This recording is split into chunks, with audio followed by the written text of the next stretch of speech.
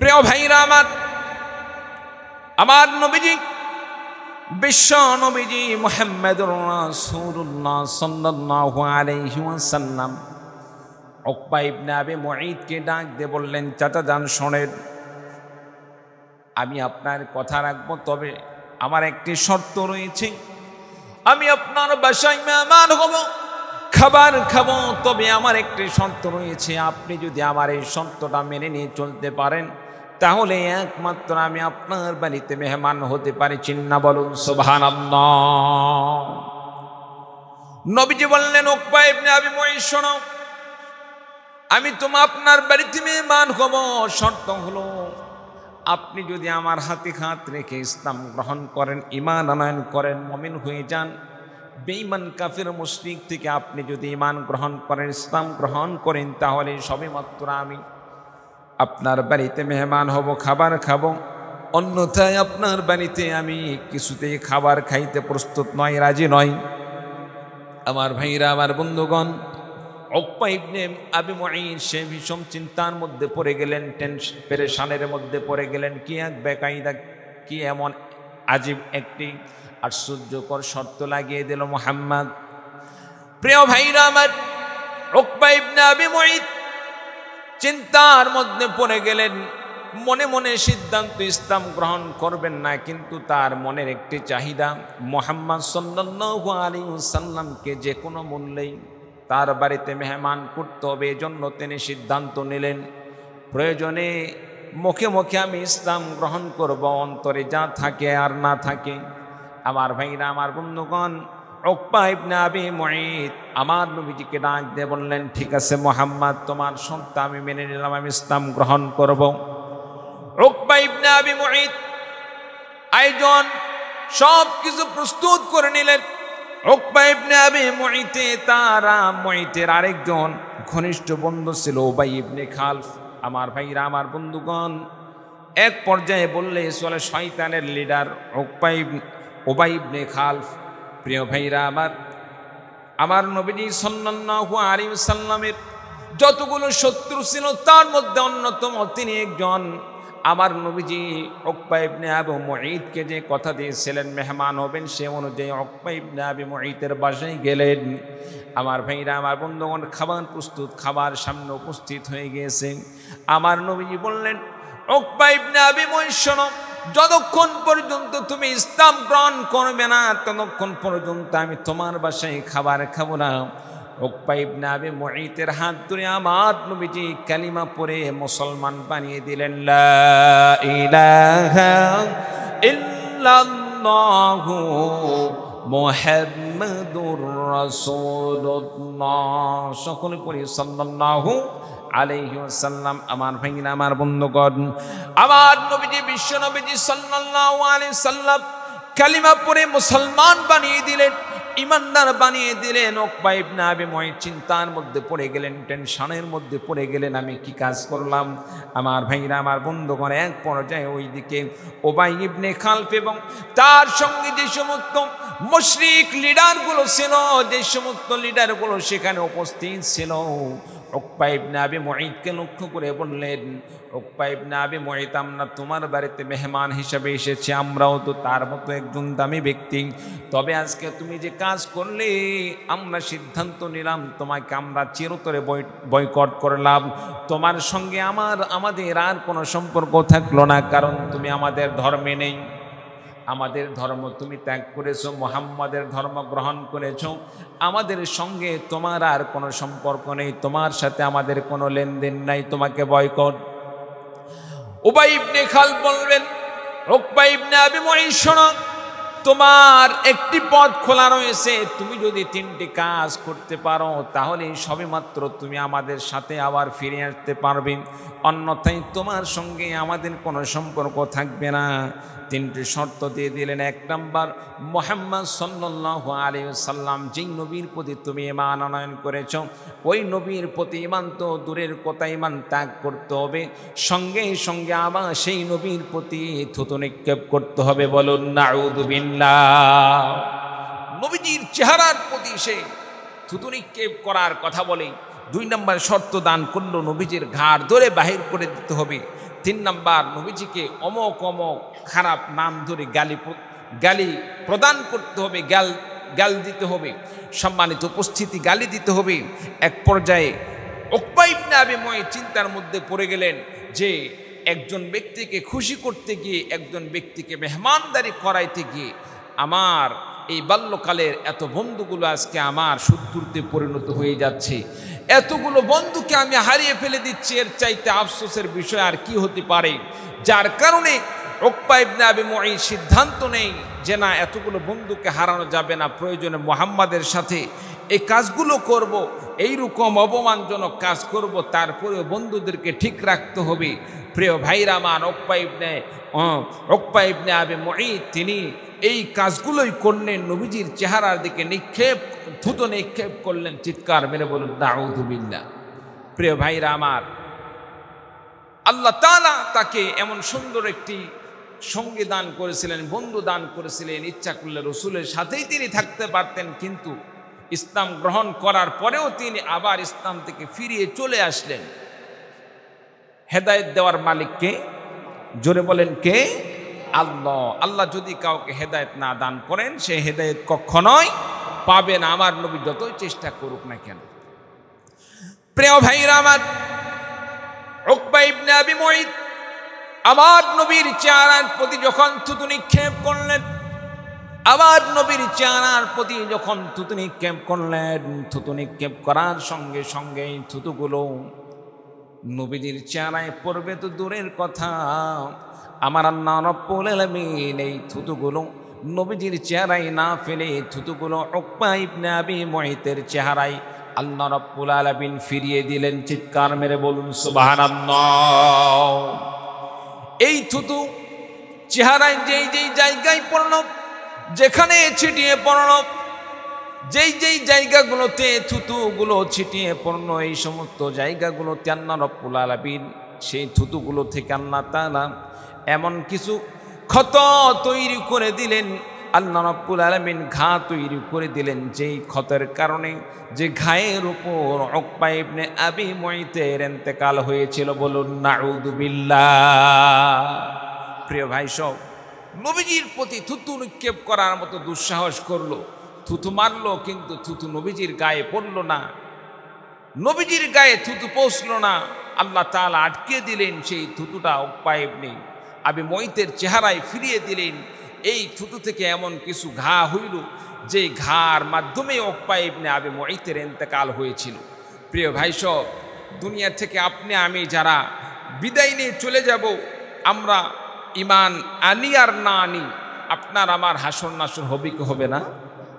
হাসর নাসর হবে কি হবে না? হবে। ইমান থাক আর না থাক, মুসলমান হোক আর অমুসলিম হোক, ইমানদার হোক আর বেঈমান হোক, প্রত্যেককেই কঠিন হাসরের ময়দানে আল্লাহ তাআলার সামনে সেখানে হাজিরা দিতে হবে। চিল্লা বলুন ঠিক কিনা? আপনার আমার সম্পর্ক কার সাথে বন্ধুত্ব তা আপনি আমি করব? দুনিয়ার সব মানুষকে কি বন্ধু হিসাবে গ্রহণ করা যায়? করা যায় না। কেন? মুমিন ব্যক্তি শুধুমাত্র মুমিনকেই বন্ধু হিসাবে গ্রহণ করতে পারে, বেঈমান কাফের মুশরিকদেরকে মুমিন ব্যক্তি বন্ধু হিসাবে গ্রহণ করতে পারে না। কারণ দুনিয়াতে যার সাথে যার সম্পর্ক হবে, ভালোবাসা হবে, মহব্বত হবে, আখিরাতে তার সাথেই তার কিয়ামত হবে, তার সেখানে পুনরুত্থিত হবে এবং তার সঙ্গেই তার ফায়সালা হবে। সে যদি দুনিয়াতে ভালো মানুষকে বন্ধু হিসাবে গ্রহণ করে, সঙ্গী হিসাবে গ্রহণ করে, আল্লাহ তাআলা তাকে কঠিন হাসরের ময়দানে সৎ লোকদের সাথে পুনরুত্থিত করে আল্লাহ রাব্বুল আলামিন তাকে জান্নাত দান করবেন। বলুন সুবহানাল্লাহ। আর যদি দুনিয়াতে খারাপ লোকদের সাথে ওঠা বসা হয়, তার কি অবস্থা হবে? প্রিয় ভাই সব, আল্লাহ রাব্বুল আলামিনের এই আয়াত থেকে বোঝা যায়, রাসূলের হাদিস থেকে বোঝা যায়, কোনো ব্যক্তি যদি দুনিয়াতে খারাপ মানুষকে বন্ধু হিসাবে গ্রহণ করে, তার হাসর নাসর হবে খারাপ মানুষের সাথে, আর তার ঠিকানা হবে জাহান্নাম। চিল্লা বলুন নাউযু বিল্লাহ।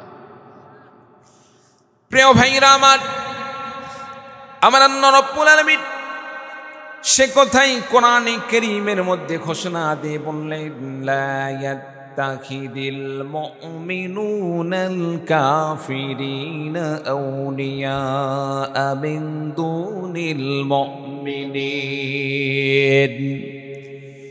মহান আল্লাহ রাব্বুল আলামিন ডাক দিয়ে বললেন, দুনিয়ার মানুষরে শোনো, দুনিয়ার কোন মুমিন বান্দা ইমানদার ব্যক্তি বাদ দিয়ে, আল্লাহওয়ালা ব্যক্তিদেরকে বাদ দিয়ে, মুসলমানদেরকে বাদ দিয়ে কোনো বেঈমান কাফির মুশরিকদের সাথে বন্ধু হিসেবে গ্রহণ করে নিতে পারে না, বন্ধুত্বতা তৈরি করতে পারে না। প্রিয় ভাইরা আমার, এর দ্বারা স্পষ্ট হয়ে যায় সমাজে আজকে আমরা ওঠা বসা করতে গিয়ে অনেক ক্ষেত্রে আমরা মুসলমানদেরকে বর্জন করি। পাশাপাশি দুইটি দোকান রয়েছে, একটি মুসলমানের দোকান আর একটি ইহুদির দোকান। মনে করেন আর একটি খ্রিস্টানের দোকান কিংবা হিন্দু ভাইয়ের দোকান। আপনি কোন ভাইয়ের দোকানে গিয়ে আপনি ক্রয় করবেন? প্রিয় ভাইরা আমার নবীজির হাদিস মোতাবেক আল্লাহ তাআলার কোরআনের আয়াতের মাধ্যমে আমরা যে জিনিসটা বুঝতে পারি, প্রকৃতপক্ষে একজন মুসলিম ভাই আরেকজন মুসলিম ভাইকে ভালোবাসবে। বেঈমান কাফের মুশরিকদের চাইতে মুসলমান ভাইয়ের প্রতি একজন মুসলিম হিসাবে মুসলিম ভাইয়ের দরদ বেশি থাকবে। এজন্য আপনার আমার জন্য উচিত হলো বেঈমান কাফের মুশরিকদের কোনো দোকানে কোনো সদা ক্রয় না করে আপনি একজন মুসলিমের দোকান থেকে সদা ক্রয় করুন, মুসলমানের সাথে সম্পর্ক তৈরি করুন। আমার নবীজি ডাক দিয়ে বললেন, আল মুসলিমু আখুল মুসলিম। দুনিয়াতে মুসলমান পরস্পরে ভাই ভাই। একজন মুসলমান আর একজন মুসলমানের ভাই। কোনো ভাই যদি কোনো ভাইয়ের দিকে সৎ নিয়তে একটাবার নজর দেয়, তাকাই দেয়, আমার আল্লাহ রাব্বুল আলামিন এই আরেকজন মুসলমানের প্রতি নেক নজর দেওয়ার জন্য আল্লাহ রাব্বুল আলামিন বান্দার জন্য নেকি দান করেন। সুবহানাল্লাহ। প্রিয় ভাই সব, আপনি আমি যদি একজন মুসলিম ভাইয়ের দোকান থেকে যদি আমি কোনো কিছু ক্রয় করি, আল্লাহ তাআলা অন্তত পক্ষে এই উসিলায় মাফ করে দিতে পারে। আমার বান্দা বেঈমান কাফেরদের কাছে যায় না, আমার বান্দার কাছ থেকে একজন মুসলিম ক্রয় বিক্রয় করার কারণে সে উপকৃত হয়েছে, নামাজি ব্যক্তি উপকৃত হয়েছে। সম্মানিত উপস্থিতি, আপনি আমি যদি মুসলমানদের কাছ থেকে কোনো কিছু ক্রয় করি, আর একজন মুসলমান যদি আপনার কাছ থেকে আমার কাছে কোনো উপকৃত হতে পারে, আল্লাহ রাব্বুল আলামিনের উসিলায় মাফ করে দিতে পারেন। আজকে দেখেন, আপনার আমার কাছ থেকে কোটি কোটি টাকার ব্যবসা করে ইসরায়েলের সেই সন্ত্রাসী ইহুদি জাতি আজকে আপনার আমার কাছ থেকে ফায়দা লুটে, আপনার আমার কাছ থেকে ব্যবসা করে সেখান থেকে টাকা নিয়ে গিয়ে সেখানে আপনার ফিলিস্তিনের নিরপরাধ মুসলমানদের বুকে তারা বুলেট আকারে, তারা গোলা আকারে আপনার আমার এই টাকাগুলো গোলা আকারে তারা নিক্ষেপ করতেছে। নিরীহ মুসলমানদেরকে নির্যাতিত করে তারা হত্যা করতেছে, অত্যাচার করে নিঃশেষ করে দিচ্ছে। মাদ্রাসা মসজিদগুলো গুড়িয়ে দিচ্ছে, মুসলমানদের ঘর বাড়ি গুড়িয়ে দিচ্ছে। আল্লাহর কসম করে বলছি, এখনো যদি আপনি আমি সজাগ না হতে পারি, আপনি আমি সচেতন না হই, ইহুদি খ্রিস্টানদের পণ্য যদি বর্জন না করি, আর কঠিন হাসরের ময়দানে ফিলিস্তিনের এই মুসলমানরা যদি আল্লাহ তাআলার কাছে এই বিচারটা দেয়, আয় আল্লাহ, অমুক দেশের মুসলমানরা ইসরায়েলের পণ্য ক্রয় করে তাদেরকে এই অস্ত্র বানাইতে তারা সাহায্য সহযোগিতা করেছিল, সেই টাকার বিনিময়ে তারা অস্ত্র নির্মাণ করে আমাদেরকে আঘাত করেছে, মুসলিমদেরকে হত্যা করেছে, বাইতুল মুকাদ্দাসকে শহীদ করে দিয়েছে। এই রকম যদি কোনো প্রকার আল্লাহ তাআলার কাছে সেদিন নালিশ জানায়, আল্লাহর কসম করে বলি, সেদিন আপনি আমি আমার মনে হয় মাফ পাওয়ার আর কোনো পথ থাকবে না। চিন্তা বলুন, ঠিক কিনা? প্রিয় ভাই সব, এই জন্য এখনই আপনাকে আমাকে এই সমস্ত বিধর্মী ইহুদি খ্রিস্টানদের পণ্য বর্জন করার দরকার আছে না নাই? জোরে বলেন, আছে না নাই? সম্মানিত উপস্থিতি, আজকে দেখেন যে সমস্ত দেশগুলোকে আমরা আমাদের মডেল হিসাবে গ্রহণ করি, সৌদি আরব, পাশে আছে আপনার দুবাই, তারপরে কুয়েত ইত্যাদি এই সমস্ত রাষ্ট্রগুলো আজকে তাদের শুধুমাত্র ক্ষমতাকে চিরস্থায়ী করার জন্য, দীর্ঘমেয়াদী ক্ষমতা তারা আটকে ধরে রাখার জন্য আজকে ইহুদিদের পাচাটা গোলাম হয়ে গিয়েছে, খ্রিস্টানদের পাচাটা গোলাম হয়ে গিয়েছে। মাজলুম নির্যাতিত মুসলমানদের পক্ষে তাদের একটা বুলেটও ফোটে না, একটা গোলার আঘাতও তাদের বন্দুক থেকে বাহির হয় না। এক টাকাও তারা মুসলমানদের পেছনে ব্যয় করতে চায় না। মসজিদ বানানোর জন্য লক্ষ কোটি টাকা দান করতেছে, কিন্তু একজন মুসলমানকে হত্যা করা হচ্ছে, মুসলিম রাষ্ট্রকে শেষ করে দেওয়া হচ্ছে, আল্লাহর ঘর বাইতুল মুকদ্দাসকে একেবারে শহীদ করার চেষ্টা করা হচ্ছে, তারপরেও তাদের টনক নড়তেছে না। কেন? শুধুমাত্র একটি কারণ, সেটা হচ্ছে আমরা যদি এই ইহুদি খ্রিস্টানদের সাথে যুদ্ধে যাই তাহলে তো আমাদের এই চেয়ার আর ঠিক থাকবে না। চিল্লা বলুন ঠিক কিনা? প্রিয় ভাইরা আমার, এই জন্য বেঈমান কাফের মুশরিকদের সাথে যুদ্ধ করার আগে এই সমস্ত নামধারী মুনাফিক, মুসলিম নামধারী মুনাফিক যারা আছে তাদের সঙ্গে আপনাকে আমাকে কঠিন যুদ্ধে লিপ্ত হতে হবে। এই যুদ্ধের মাধ্যমে আগে মুনাফিকদেরকে পরাজিত করতে হবে। পরাজিত করার পরে প্রকৃতপক্ষে যারা মুশরিক, কাফের মুশরিক, তাদের সাথে যুদ্ধে সংগ্রামে জড়াইতে হবে। চিল্লা বলুন ঠিক কিনা? প্রিয় ভাইরা আমার, ইসলামের জন্য যদি আপনাকে আমাকে হযরত ওমর ফারুক রাদিয়াল্লাহু তাআলা আনহুর মতো, খালিদ বিন ওয়ালিদের মতো, হযরতে আবু বকরের মতো, হযরতে বেলাল হাবশী রাদিয়াল্লাহু তাআলা আনহুর মতো যদি ইসলামকে রক্ষার জন্য, ইসলামকে প্রতিষ্ঠার জন্য রক্ত দিতে হয়, জীবন দিতে হয়, রক্ত এবং জীবন আমরা দিব তো ইনশাআল্লাহ? দিব তো ইনশাআল্লাহ? কে কে রাজি আছেন? একটু দুহাত তুলে আল্লাহকে দেখিয়ে দেন। লিল্লাহি তাকবীর, নারায়ে তাকবীর। আল কোরআনের আলো, আল হাদিসের আলো, লিল্লাহি তাকবীর। বাস মান আল্লাহ তাআলা কবুল করেন, সকলে বলে আল্লাহুম্মা আমিন। প্রিয় ভাই সব, তো বলতেছিলাম আপনাকে আমাকে বন্ধু হিসাবে গ্রহণ করতে হবে সৎ মানুষদেরকে, নেককার বান্দাদেরকে। ইমানদার ব্যক্তি হিসাবে আমাদের মধ্যে পরস্পরের মাসলা মাসাইল নিয়ে দ্বন্দ্ব হতে পারে।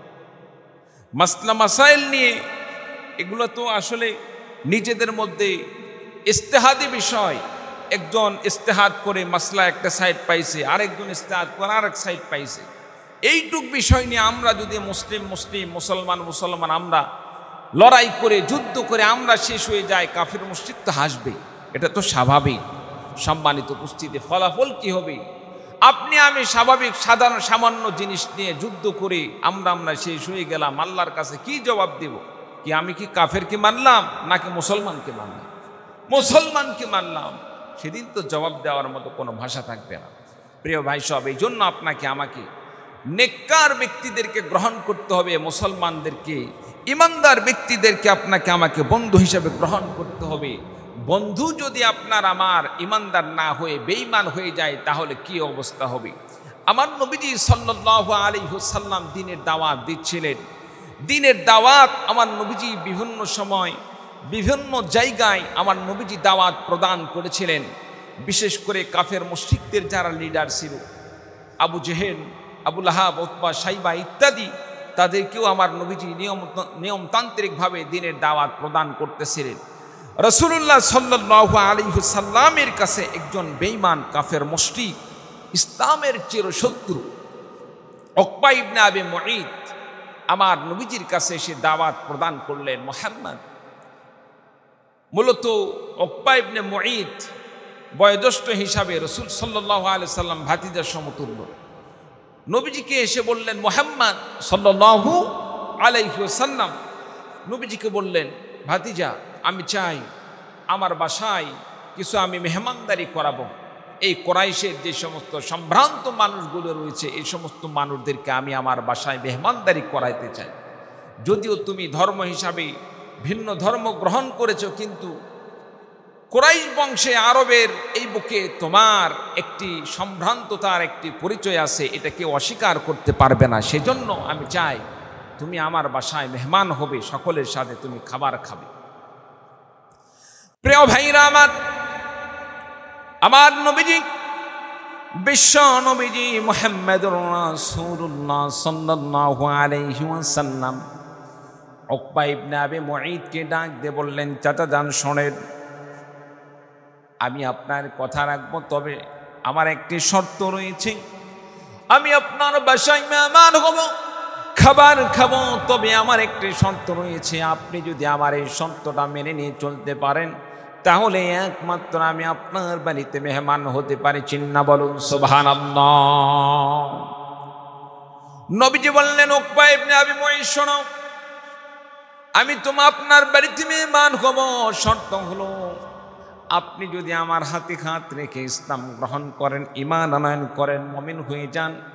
বেঈমান কাফির মুশরিক থেকে আপনি যদি ঈমান গ্রহণ করেন, ইসলাম গ্রহণ করেন, তাহলে সবেমাত্র আমি আপনার বাড়িতে মেহমান হব, খাবার খাবো। অন্যথায় আপনার বাড়িতে আমি কিছুতেই খাবার খাইতে প্রস্তুত নয়, রাজি নয়। আমার ভাইরা, আমার বন্ধুগণ, উকবা ইবনে আবি মুঈত সে ভীষণ চিন্তার মধ্যে পড়ে গেলেন, পেরেশানের মধ্যে পড়ে গেলেন। কি এক বেকায়দা, কি এমন আজীব একটি আশ্চর্যকর শর্ত লাগিয়ে দিল মুহাম্মদ। প্রিয় ভাইরা আমার, উকবা ইবনে আবি মুঈত চিন্তার মধ্যে পড়ে গেলেন। মনে মনে সিদ্ধান্ত ইসলাম গ্রহণ করবেন না, কিন্তু তার মনের একটি চাহিদা মুহাম্মদ সাল্লাল্লাহু আলাইহি ওয়াসাল্লামকে যে কোনো মূল্যেই তার বাড়িতে মেহমান করতে হবে। এজন্য তিনি সিদ্ধান্ত নিলেন, প্রয়োজনে মুখে মুখে আমি ইসলাম গ্রহণ করব, অন্তরে যা থাকে আর না থাকে। আমার ভাইরা, আমার বন্ধুগণ, উকবা ইবনে আবি মুঈত আমার নবীজিকে ডাক দিয়ে বললেন, ঠিক আছে মুহাম্মদ, তোমার শর্ত আমি মেনে নিলাম, আমি ইসলাম গ্রহণ করব। উকবা ইবনে আবি মুঈত আয়োজন সব কিছু প্রস্তুত করে নিলেন। উকবা ইবনে আবি মুঈতের আরেকজন ঘনিষ্ঠ বন্ধু ছিল উবাই ইবনে খালফ। আমার ভাইরা, আমার বন্ধুগণ, এক পর্যায়ে বললে চলে শয়তানের লিডার উবাই ইবনে খালফ। প্রিয় ভাইরা আমার নবীজি সাল্লাল্লাহু আলাইহি ওয়াসাল্লামের যতগুলো শত্রু ছিল তার মধ্যে অন্যতম তিনি একজন। আমার নবীজি উকবা ইবনে আবি মুঈতকে যে কথা দিয়েছিলেন মেহমান হবেন, সে অনুযায়ী উকবা ইবনে আবি মুঈতের বাসায় গেলেন। আমার ভাইরা, আমার বন্ধুগণ, খাবার প্রস্তুত, খাবার সামনে উপস্থিত হয়ে গিয়েছে। আমার নবীজি বললেন, উকবা ইবনে আবি মুঈত শোনো, যতক্ষণ পর্যন্ত তুমি ইসলাম গ্রহণ করবে না, ততক্ষণ পর্যন্ত আমি তোমার বাসায় খাবার খাবো না। উকবা ইবনে আবি মুঈতের হাত ধরে আমার নবীজি কালিমা পড়ে মুসলমান বানিয়ে দিলেন, লা ইলাহা ইল্লাল্লাহু মুহাম্মাদুর রাসূলুল্লাহ। সকলে পড়ি সাল্লাল্লাহু আলাইহি ওয়াসাল্লাম। আমার ভাইরা, আমার বন্ধুগণ, আমার নবীজি বিশ্ব নবীজি সাল্লাল্লাহু আলাইহি সাল্লাম কালিমা পড়ে মুসলমান বানিয়ে দিলেন, ইমানদার বানিয়ে দিলেন। উকবা ইবনে আবি মুঈত চিন্তার মধ্যে পড়ে গেলেন, টেনশনের মধ্যে পড়ে গেলেন, আমি কি কাজ করলাম। আমার ভাইরা, আমার বন্ধুগণ, এক পর্যায়ে ওইদিকে উবাই ইবনে খালফ এবং তার সঙ্গে যে সমস্ত মুশরিক লিডারগুলো ছিল, যে সমস্ত লিডারগুলো সেখানে উপস্থিত ছিল, উকবা ইবনে আবি মুঈতকে লক্ষ্য করে বললেন, উকবা ইবনে আবি মুঈত, আমরা তোমার বাড়িতে মেহমান হিসেবে এসেছি, আমরাও তো তার মতো একজন দামি ব্যক্তি।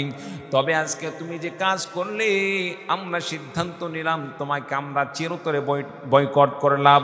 তোমার সঙ্গে আমাদের আর কোনো সম্পর্ক থাকলো না, কারণ তুমি আমাদের ধর্মে নেই। আমাদের ধর্ম তুমি ত্যাগ করেছো, মুহাম্মাদের ধর্ম গ্রহণ করেছো। আমাদের সঙ্গে তোমার আর কোনো সম্পর্ক নেই, তোমার সাথে আমাদের কোনো লেনদেন নাই, তোমাকে বয়কট। উবাই ইবনে খালফ বলবেন, উকবা ইবনে আবি মুঈত শোনো, তোমার একটি পথ খোলা রয়েছে, তুমি যদি তিনটি কাজ করতে পারো তাহলে সবেমাত্র তুমি আমাদের সাথে আবার ফিরে আসতে পারবে, অন্যথায় তোমার সঙ্গে আমাদের কোনো সম্পর্ক থাকবে না। তিনটি শর্ত দিয়ে দিলেন। এক নম্বর, মুহাম্মদ সাল্লাল্লাহু আলাইহি ওয়াসাল্লাম যেই নবীর প্রতি তুমি ঈমান আনয়ন করেছ, ওই নবীর প্রতি ঈমান তো দূরের কথা, ঈমান ত্যাগ করতে হবে, সঙ্গে সঙ্গে আবার সেই নবীর প্রতি থুতু নিক্ষেপ করতে হবে। বলুন নাউযু বিল্লাহ। নবীজির চেহারার প্রতি সে থুতু নিক্ষেপ করার কথা বলে। দুই নম্বর শর্ত দান করলো, নবীজির ঘাড় ধরে বাহির করে দিতে হবে। তিন নম্বর, নবীজিকে অমক অমক খারাপ নাম ধরে গালি প্রদান করতে হবে, গাল দিতে হবে, সম্মানিত উপস্থিতি গালি দিতে হবে। এক পর্যায়ে উকবা ইবনে আবি মুঈত চিন্তার মধ্যে পড়ে গেলেন যে একজন ব্যক্তিকে খুশি করতে গিয়ে, একজন ব্যক্তিকে মেহমানদারি করাইতে গিয়ে আমার এই বাল্যকালের এত বন্ধুগুলো আজকে আমার শত্রুতে পরিণত হয়ে যাচ্ছে, এতগুলো বন্ধুকে আমি হারিয়ে ফেলে দিচ্ছি, এর চাইতে আফসোসের বিষয় আর কি হতে পারে। যার কারণে উকবা ইবনে আবি মুঈত সিদ্ধান্ত নেই যে না, এতগুলো বন্ধুকে হারানো যাবে না, প্রয়োজনে মুহাম্মাদের সাথে এই কাজগুলো করব, এইরকম অপমানজনক কাজ করব, তারপরেও বন্ধুদেরকে ঠিক রাখতে হবে। প্রিয় ভাইরা আমার, উকবা ইবনে আবি মুঈত তিনি এই কাজগুলোই করলেন, নবীজির চেহারার দিকে থুতো নিক্ষেপ করলেন। চিৎকার মেরে বলুন নাউযু বিল্লাহ। প্রিয় ভাইরা আমার, আল্লাহ তাআলা তাকে এমন সুন্দর একটি সঙ্গী দান করেছিলেন, বন্ধু দান করেছিলেন। ইচ্ছা করলে রসুলের সাথেই তিনি থাকতে পারতেন, কিন্তু ইসলাম গ্রহণ করার পরেও তিনি আবার ইসলাম থেকে ফিরিয়ে চলে আসলেন। হেদায়েত দেওয়ার মালিককে জোরে বলেন কে? আল্লাহ। আল্লাহ যদি কাউকে হেদায়েত না দান করেন, সে হেদায়েত কখনোই পাবে না, আমার নবী যতই চেষ্টা করুক না কেন। প্রিয় ভাইরা আমার, উকবা ইবনে আবি মুঈত আমার নবীর চেহারার প্রতি যখন থুতু নিক্ষেপ করলেন, আমার নবীর চেহারার প্রতি যখন থুতু নিক্ষেপ করলেন, থুতু নিক্ষেপ করার সঙ্গে সঙ্গে থুতুগুলো নবীজির চেহারায় পড়বে তো দূরের কথা, আমার আল্লাহ রাব্বুল আলামিন এই থুতুগুলো নবীজির চেহারায় না ফেলে থুতুগুলো উকবা ইবনে আবি মুঈতের চেহারায় আল্লাহ রাব্বুল আলামিন ফিরিয়ে দিলেন। চিৎকার মেরে বলুন সুবহানাল্লাহ। এই থুতু চেহারায় যেই যেই জায়গায় পড়ল, যেখানে ছিটিয়ে পড়ল, যেই যেই জায়গাগুলোতে থুতুগুলো ছিটিয়ে পড়ল, এই সমস্ত জায়গাগুলোতে আল্লাহ রাব্বুল আলামিন সেই থুতুগুলো থেকে আল্লাহ তাআলা এমন কিছু ক্ষত তৈরি করে দিলেন, আল্লাহ রাব্বুল আলামিন ঘা তৈরি করে দিলেন, যেই ক্ষতের কারণে, যে ঘায়ের উপর উকবা ইবনে আবি মুঈতের ইন্তেকাল হয়েছিল। বলুন নাউযু বিল্লাহ। প্রিয় ভাই সব, নবীজির প্রতি থুতু নিক্ষেপ করার মতো দুঃসাহস করলো, থুতু মারলো, কিন্তু থুতু নবীজির গায়ে পড়ল না, নবীজির গায়ে থুতু পৌঁছলো না। আল্লাহ তাআলা আটকে দিলেন, সেই থুতুটা উকবা ইবনে আবি মুঈতের চেহারায় ফিরিয়ে দিলেন। এই থুতু থেকে এমন কিছু ঘা হইল, যে ঘার মাধ্যমে উকবা ইবনে আবি মুঈতের ইন্তেকাল হয়েছিল। প্রিয় ভাই সব, দুনিয়া থেকে আপনি আমি যারা বিদায় নিয়ে চলে যাব, আমরা ইমান আনি আর না আনি, আপনার আমার হাসর নাসর হবে কি হবে না? হাসর নাসর হবে কি হবে না? হবে। ইমান থাক আর না থাক, মুসলমান হোক আর অমুসলিম হোক, ইমানদার হোক আর বেঈমান হোক, প্রত্যেককেই কঠিন হাসরের ময়দানে আল্লাহ তাআলার সামনে সেখানে হাজিরা দিতে হবে। চিল্লা বলুন ঠিক কিনা? প্রিয় ভাইরা আমার, উকবা ইবনে আবি মুঈত যে ব্যক্তি আজকে ঈমান আনয়ন করার পরেও আমার নবীজি সাল্লাল্লাহু আলাইহি ওয়াসাল্লামের সাথে সম্পর্ক ছিন্ন করল, খারাপ বন্ধুর সঙ্গ লাভ করার কারণে আমার নবীজির সাথে সম্পর্ক ছিন্ন করল, এ উকবা ইবনে আবি মুঈত তারও হাসর নাসর হবে, আপনার আমারও হাসর নাসর হবে। উকবা ইবনে আবি মুঈতের হাসর নাসর কেমনে হবে? আমার আল্লাহ রাব্বুল আলামিন সে কথা কোরআনে কারীমের মধ্যে, আল্লাহ রাব্বুল আলামিন পবিত্র কোরআনে কারীমের সূরাতুল ফুরকানের মধ্যে আল্লাহ রাব্বুল আলামিন আয়াত নাযিল করে জানিয়ে দিলেন, ওয়া ইয়াউমা ইয়া'আদ্দুয যালিমু আলা ইয়াদাইহি ইয়াকুলু ইয়া লাইতানি ইত্তাখাযতু মা'আর রাসূলি সাবিলা। চিৎকার মেরে বলুন আল্লাহু আকবার। বন্ধুরা আমার, আল্লাহ রাব্বুল আলামিন বললেন, ويوم يعض الظالم على يديه يقول يا ليتني اتخذت مع الرسول سبيلا। কঠিন হাসরের ময়দানে উকবা ইবনে আবি মুঈত সেদিন যেহেতু দুনিয়াতে নবীজির প্রতি জুলুম করেছে, এই জুলুম করার কারণে জালেম অবস্থায় সে কঠিন হাসরের ময়দানে সে তার হাতের আঙ্গুলগুলো এরকমভাবে মুখের ভিতরে দিয়ে চাবাইতে থাকবে, চাবাইতে চাবাইতে সমস্ত আঙ্গুলগুলোকে সে একেবারে এক প্রকার আপনার ভিন্ন রকম করে ফেলে দিবে, বিশ্রী অবস্থা হয়ে যাবে, আঙ্গুলগুলো সেবরা সেবরা অবস্থায় হয়ে যাবে। আর আফসোস করে সেদিন বলতে থাকবে ইয়া লাইতানি ইত্তাখাযতু মা'আর রাসূলি সাবিলা, হায় আফসোস দুনিয়াতে যদি আমি রসুলের পথকে গ্রহণ করতাম। চিন্না বলুন সুবহানাল্লাহ। বন্ধুরা আমার সেদিন বলতে থাকবে হায় আফসোস দুনিয়াতে কি না অন্যায় কাজ করলাম, কি না ভুল কাজ করলাম, আমি নবীজির পথ ছেড়ে দিলাম। নবীজির পথকে যদি আমি গ্রহণ করতাম, আমি যদি সেদিন নবীজির পথকে না ছাড়তাম, মুহাম্মাদের পথ গ্রহণ করার পরে আমি ছেড়ে দিয়েছি, আমি যদি সে পথ না ছাড়তাম, সেদিন সে লক্ষ্য করে বলতে থাকবে ইয়া লাইতানি ইত্তাখাযতু মা'আর রাসূলি সাবিলা ইয়া ওয়াইলাতা লাইতানি লাম আত্তাখিদ ফুলানান খলিলা। সেদিন আফসোস করে বলতে থাকবে আফসোস আমি মুহাম্মদ সাল্লাল্লাহু আলাইহি ওয়াসাল্লামকে বর্জন করে নিকৃষ্ট বন্ধু উবাই ইবনে খালফকে আমি বন্ধু হিসাবে গ্রহণ করেছিলাম। উবাই ইবনে খালফকে বন্ধু হিসাবে গ্রহণ করার জন্য আজকে আমার এই ভয়ঙ্কর পরিণতি হচ্ছে, এই কঠিন অবস্থা হচ্ছে। দুনিয়াতে যদি আমি উবাই ইবনে খালফকে বন্ধু হিসাবে গ্রহণ না করতাম, উবাই ইবনে খালফকে বর্জন করে মুহাম্মদ সাল্লাল্লাহু আলাইহি ওয়াসাল্লামের পথ গ্রহণ করেছিলাম, নবীর পথ গ্রহণ করেছিলাম। নবীর পথ গ্রহণ করার পরে লাকাদ আদাল্লানি আনিদ যিকরি বা'দা ইয জানি ওয়া কানা আশ-শাইতানু লিল ইনসানি খাযুলা। আল্লাহ রাব্বুল আলামিন কোরআনে কারীমের মধ্যে বলেন সেদিন উকবা ইবনে আবি মুঈত লক্ষ্য করে বলতে থাকবেন হায় আফসোস আমি তো নবীজির পথ গ্রহণ করেই ফেলে দিয়েছিলাম, অতঃপর আমার নিকৃষ্ট বন্ধু, খারাপ বন্ধু, আমার নিকৃষ্ট বন্ধু উবাই ইবনে খালফ সে আমাকে সঠিক পথ থেকে ফিরিয়ে নিয়েছে। আমি যদি সঠিক পথ থেকে ফিরিয়ে না আসতাম, আমি যদি নবীর পথ গ্রহণ করে চলতাম কতই না ভালো হতো। আমার ভাইরা, আমার বন্ধুগণ সেদিন অনেক আফসোস করবে। আফসোস করতে করতে এমন অবস্থা হয়ে যাবে আমার ভাইরা, আমার বন্ধুগণ, আফসোস চলতেই থাকবে, আফসোসের শেষ হবে না। আমার ভাইরা, আমার বন্ধুগণ, সেদিন আফসোস করেও কোনো লাভ হবে না। কারণ দুনিয়াতে কোনো মানুষ যদি নিজের ভুল বোঝার পরে তওবা করে সঠিক পথে ফিরে আসে, ফিরে আসার পরে সে যদি নেক কাজ করে আল্লাহ রাব্বুল আলামিন তাকে ক্ষমা করে দিবেন। কিন্তু হাসরের ময়দান সেটা তো মানুষকে প্রতিদান দেওয়ার দিবস, প্রতিদান দেওয়ার সময়। সেদিন তওবা করেও কোনো লাভ হবে না, সেদিন ক্ষমা করেও লাভ হবে না।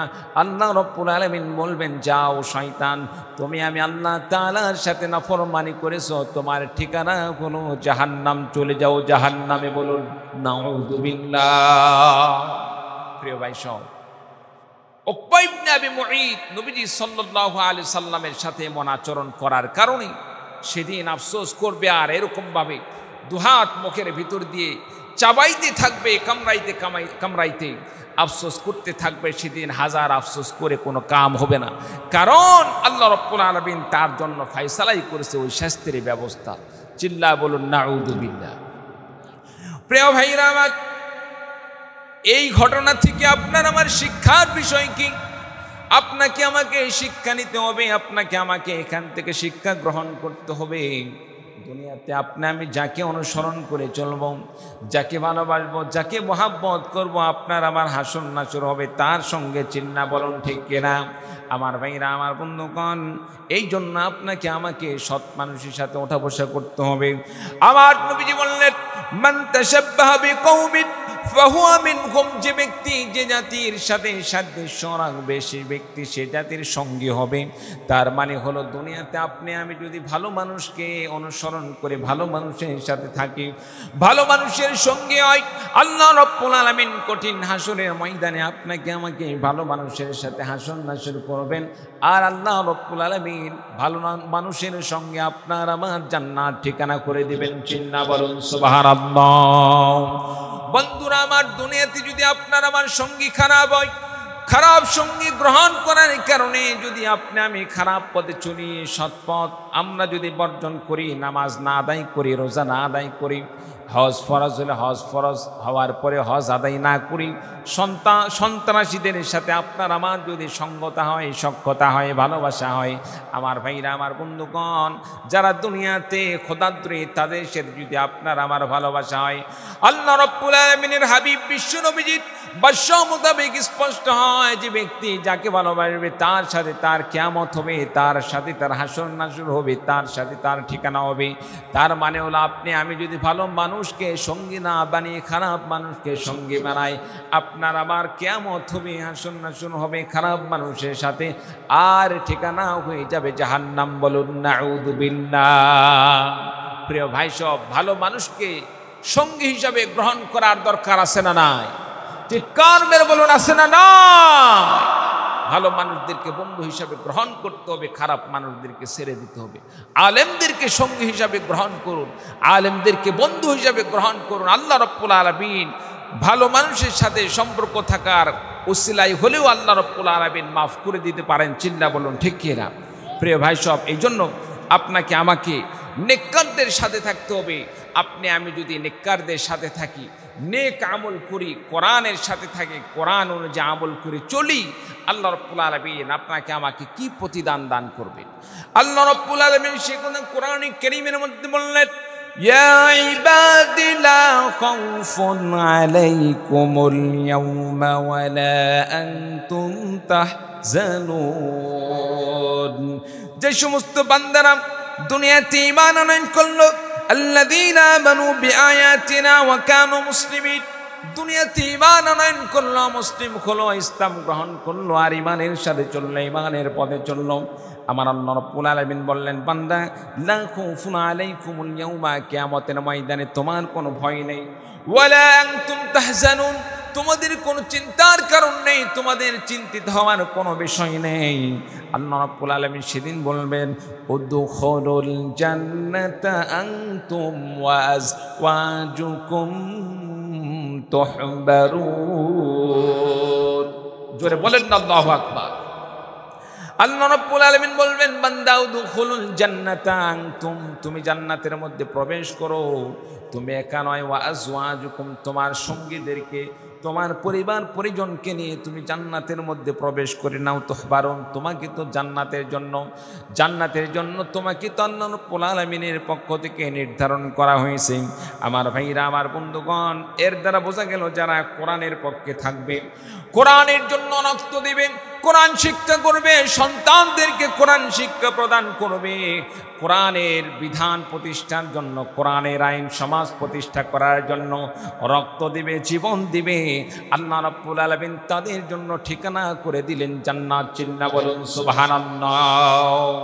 সিরাজগঞ্জের এই অত্র এলাকার মুসলমান ভাইদের কাছে আমি জানতে চাই, ইসলামী হুকুমাত প্রতিষ্ঠার জন্য যদি, কোরআনের রাজ কায়েম প্রতিষ্ঠা করার জন্য যদি রক্ত দিতে হয়, জীবন দিতে হয়, সন্তানদেরকে এতিম করতে হয়, স্ত্রীদেরকে যদি কোনো প্রকার বিধবা করতে হয়, ইসলামের জন্য জীবনটাকে যদি কোরবানি করে দেওয়ার কোনো আহ্বান আসে, ইসলামের জন্য রক্ত দিতে, জীবন দিতে কোন কোন ভাই প্রস্তুত আছেন একটু দেখতে চাই, দুহাত তুলে দেখিয়ে দিন।